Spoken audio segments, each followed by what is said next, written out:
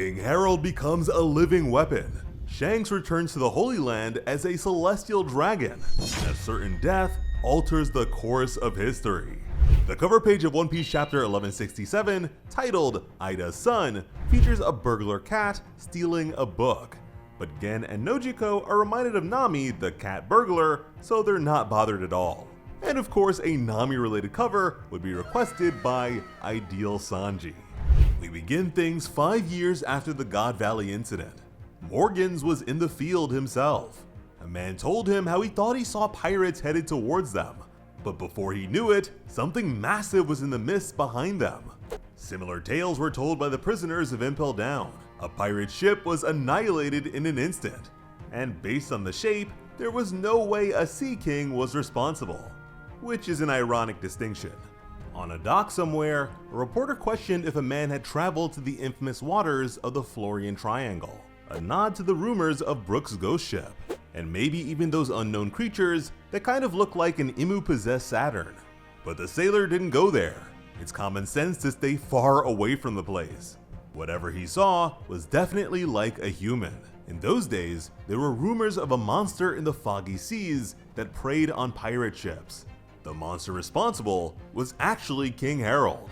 Most people in the area had never seen a giant in their lives, so a glimpse at an especially big one like him was nightmare fuel. King Harald served the Marines from the shadows as a way of atoning for 1,000 years of giant wrongdoing. Meanwhile, the survivors of God Valley, Kaido, Whitebeard, and Big Mom had hit their stride and become the faces of their pirating generation. Shiki and Ochoku were in a similar boat. The Roger Pirates did the impossible and circumnavigated the entire world. They became the Pirate King's crew. And as we all know, the impact of Roger's execution didn't go as planned for the world government. All sorts of cheers followed the king's death. The beginning of the Great Pirate Age, and the pursuit of the world's greatest treasure. No one had seen it coming. To prepare themselves for inevitable difficulties, the Marines drafted 10 giants from all over the world, not just Elbaf. And King Harald served the Navy just as much. In the Holy Land, celestial dragons marveled at Harald's size, considered him an ancient giant, and desired to own him for themselves. That year, the Giant King was formally invited to meet the 5 elders in the Holy Land, and the oversized giant actually managed to fit inside the Room of Authority. There, he questioned the mention of a shallow sea contract. St. Warcurry told Harald to consider himself the right hand of God's knights, God's steel. The king was honored to bear such an insignia on his arm. The elders continued to say that such contracts come in 3 levels. The shallow sea contract he possesses is a minor pact. The deep sea and deep sea contracts only belong to those bound completely to the true God, an honor only 13 people in the whole world possess.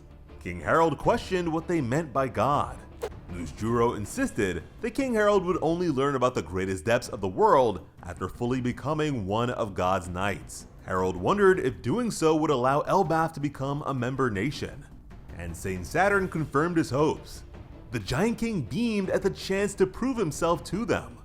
King Harald was taken to Shangara, the Temple of the Knights. And that name sounds a little too ethnic for them, so I assume this is related to the Lunarians. A seated Garling was in the prime of his life. He questioned what the Supreme One was planning here. Saint Summers was skeptical, but Shamrock listened to Harald's vow of obedience. Garling planned on using a long-distance snail to contact Harald whenever he's needed. The king would be allowed to travel the surface world, but wasn't allowed to talk about their activities. And King Harald agreed without issue. We move along to 20 years ago on Fishman Island as 2 big kings roared with laughter. Bonding over their similar burdens, neither sovereign had laughed this much in ages. King Neptune didn't think Loki was really so bad, especially compared to how bad Harald used to be.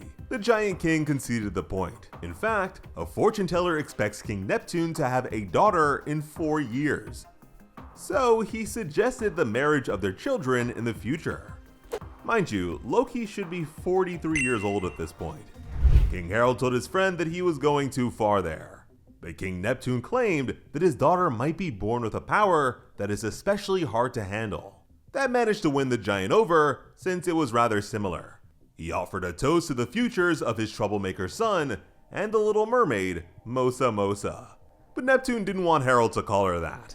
But with that, we learned that Loki's pen pal Mosa is actually Princess Shirahoshi. So that's yet another strong bond Loki has to a girl with pink hair. That said, Shirahoshi is 16 and Loki is 63 years old. Yeah. That same year, Saul was invited to live in Elbaf's Owl Library. The former Marine was grateful to the king. But Harald also had a request. He hoped that Saul would be willing to open a school nearby with some other studious giants. Saul really liked the idea, and agreed. 5 years later, a major incident occurred in the Holy Land. Slaves were making their escape. The legend himself, Fisher Tiger, was on the move. While running, he spotted a shrouded swordsman. Cursing, the rebellious slave recognized the knightly attire. The figure moved with precision. As the fishman swung, his restraints were broken. Unbelievably, the figure also told him the location of the armory that he had left unlocked. Soon, explosions rang out and decimated their unprepared defenses. In the midst of this chaos, Sandersonia rushed to the aid of an enslaved Boa Hancock. The sobbing young Kuja were given a chance to escape from their hell, and Koala was urged to escape just as fiercely. Thanks to the efforts of Fisher Tiger, the Holy Land burned, and the slaves made their escape. King Harald received the update in the midst of their reconstruction. It was the responsibility of the knights to find whoever left the armory open. From there, Garling introduced Harald to his son Shanks. The captain and the knights explained that Shanks is Shamrock's younger twin, who was separated from them a long time ago. But despite the hardships of his life on the surface world, Garling believes that a deep-sea contract would make Shanks an asset on par with Shamrock. But for now, he has a shallow contract like Harald. And like when he first met Shamrock, Harald couldn't shake the feeling that the two of them had met somewhere before. The freshly bandaged Celestial detested the familiarity of the giant commoner. Proud of his Figarland heritage, Shanks declared that he would become a true knight before King Harald. Wincing, Harald accepted that he must have mistook him for someone else. Shanks grimly turned away. With that, the young devotee sought to learn more about the Holy Land. Furthermore, he planned on proving himself by tracking down the traitor. He asked if there were any leads, but Shamrock wanted his brother to make a proper recovery first. Regardless, Shanks voiced his frustration towards wasting 24 years of his life. Now he finally understood why the rest of the world felt so alien to him. And here, Shamrock is open-chested, while Shanks is more contained and closed off. Yet these days we can see that the two are the opposite. As if Shanks wasn't secretive enough, we really don't know much at all about Shamrock. Saint Shanks scorned everything in the world below. King Harald turned back as Shanks was welcomed by admiring celestial women. Harald's instincts were telling him something. So in the end, Shanks is actually a rat, but he's just a rat for the other side. It's crazy to think that this is just a few years before he met Luffy. But also during that year, there was a medical emergency in Elbaf, and the doctor was not skilled enough to deal with it. He suggested that they ask Harald to get them someone better. But the patient didn't want them to interrupt Harald when he was working so hard for his dream. The doctor didn't see the point of creating a network with the world government if they couldn't even make use of it. Ida was very sick, but planned on recovering on her own. Even so, she was getting weaker each day. Ida wanted Mato to keep the tavern open, but the young giant couldn't bring herself to do it while her hero was sick. So now we know how she ended up inheriting it. Now apparently, with each return, King Harald begs the elders to let him marry Ida. She called him a fool since she's happy enough with her tavern. She loves making friends with travelers from all over the world, and while it might not be much, she feels like she's helping Harald by doing so. Just then, a loud voice called out to the foreign hag. Loki, now a teenager in giant years, showed up with a huge bull that he wanted Ida to cook for him. Mato stormed out in a rage. Smiling, Loki wanted her to reopen the tavern since it's where he likes to hang out.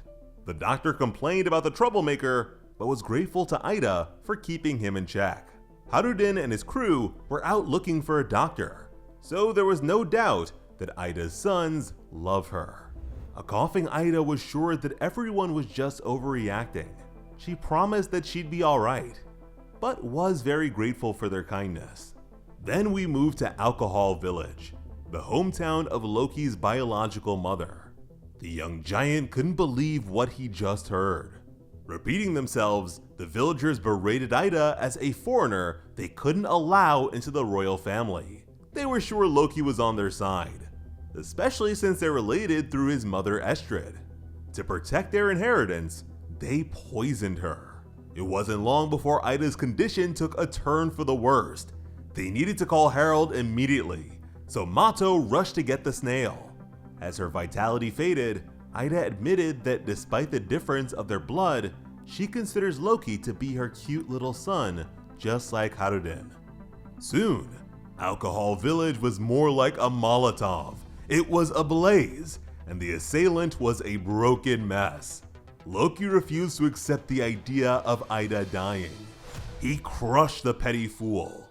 Loki remembers his birth mother and the hatred she felt for him, along with the fact that she threw him into the realm of the dead. He didn't care about inheritance or their despicable family. Again, he demanded that the man take back his words. Loki remembered Ida's kind smile and offered for him to live with her and his brother. Overwhelmed by rage, Loki shouted that Ida is the only mother he's ever known. And here we get to see that Loki has one of the coolest silhouettes in One Piece. It looks like he's wearing a straw hat with horns, which reinforces the fact that he totally embraces the destructive legend of Nika. But he's not the only one channeling Nika in this chapter. We have Fisher Tiger liberating the slaves and hitting a certain pose in the process. But on the other end of the spectrum, we have Buggy hitting the pose with the Roger Pirates in Joy. In the comments, let us know what you think about Shanks the friendly rat. As always, I'm Botaku. Thank you all so much for watching and have an awesome day. I love you.